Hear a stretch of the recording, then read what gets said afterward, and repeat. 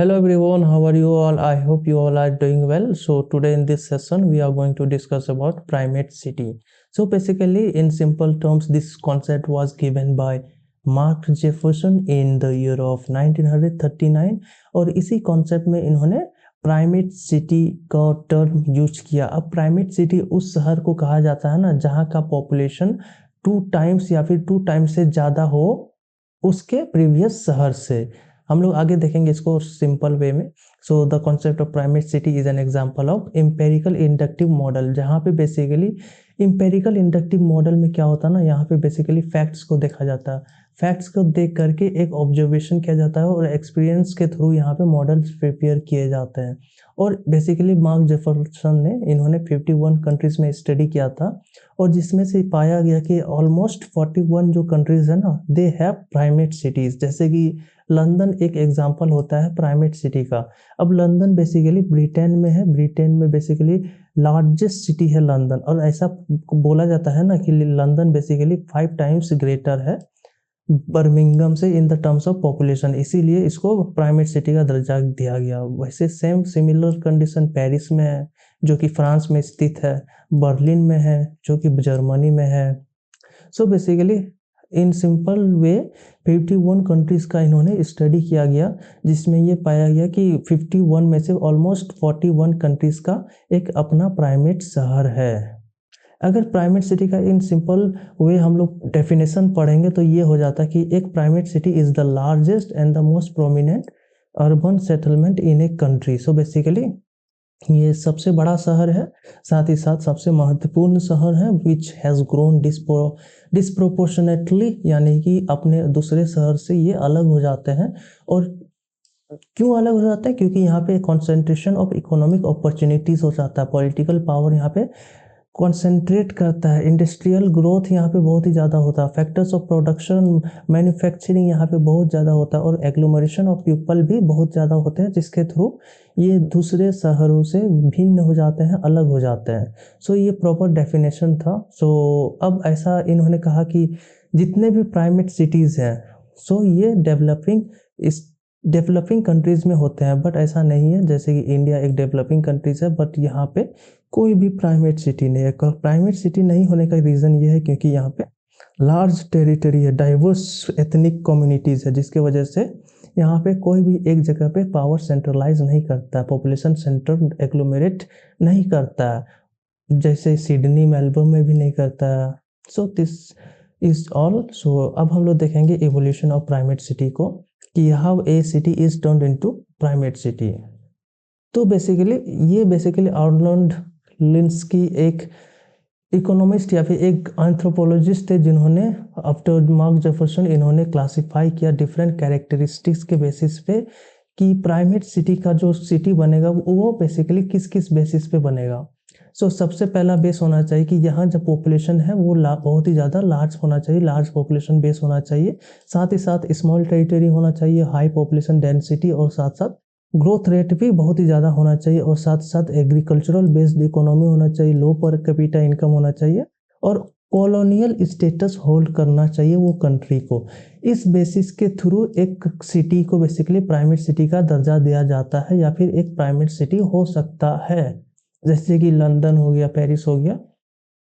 So this implies that the primate cities are usually found in developing countries. However, this exceptions exist such as India, जैसे कि मैंने पहले बताया India में basically कोई भी प्राइमेट सिटी नहीं है क्योंकि यहाँ पे कोई भी सेंट्रलाइजेशन ऑफ पावर नहीं होता है, जिसके वजह से यहाँ पे प्राइमेट सिटी नहीं बनता है। लेकिन डेवलप कंट्रीज में होते हैं, ब्रिटेन में जैसे कि Germany, France, this all have primate on this countries all have their own primate cities. So this classification या फिर characteristics of primate city was given by लिंस्की।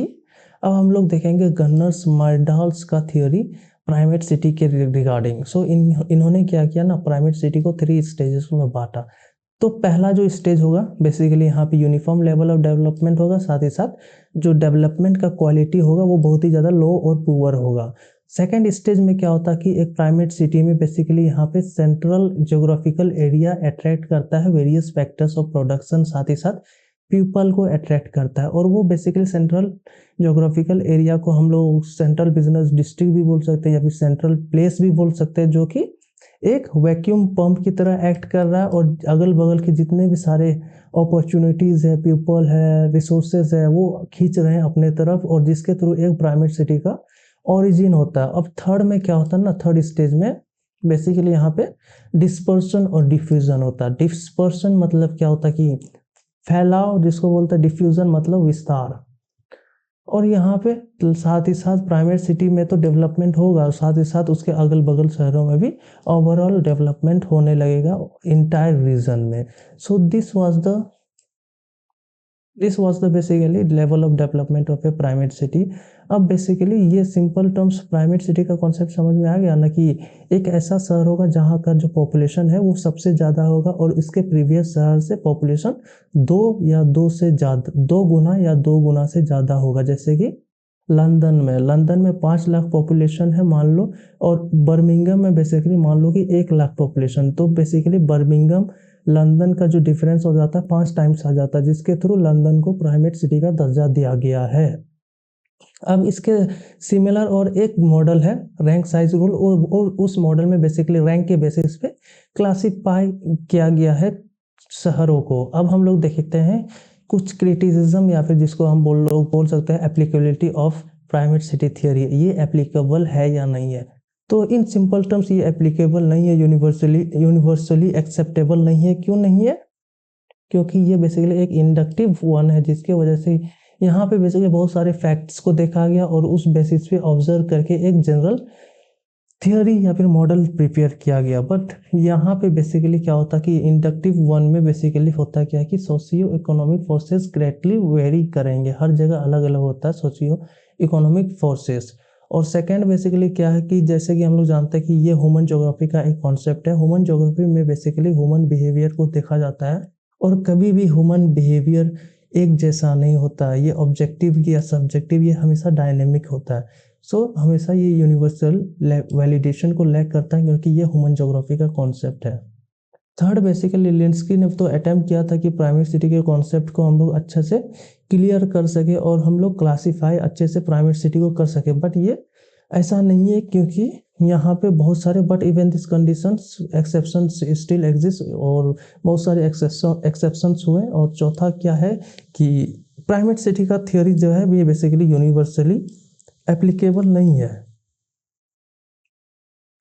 Applicable इसीलिए नहीं है क्योंकि ये एक इंडक्टिव टाइप ऑफ रिसर्च हो जाता है, जिसमें ये हमेशा डायनेमिक होता है और ये बेसिकली सोशियो इकोनॉमिक फोर्सेस हर जगह वेरी करते हैं, जिसकी वजह से प्राइमेट सिटी का कॉन्सेप्ट यूनिवर्सली एप्लीकेबल नहीं है। So this where the also the criticism of primate city. So I hope कि ये छोटा सा वीडियो आपको पसंद आए, और वीडियो अगर कॉन्सेप्ट समझ में आ गया तो वीडियो को लाइक कीजिएगा और अपने दोस्तों के साथ शेयर कीजिएगा। And thanks for watching.